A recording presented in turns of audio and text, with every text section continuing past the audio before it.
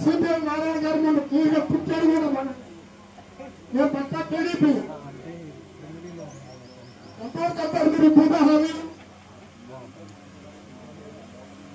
పెద్దపేట గద్దీకరణ నందిగామ ఎంత పేర్కొన్నారు ఇక్కడ నక్షత్రాలు ఏం చేస్తారు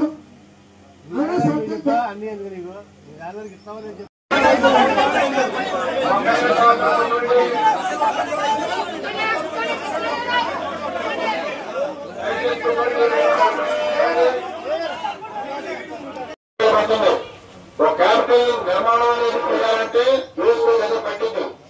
దాంట్లో మనందరూ తెలిసిన విషయమే, మన తొందరపడి అది మాట్లాడద్దు.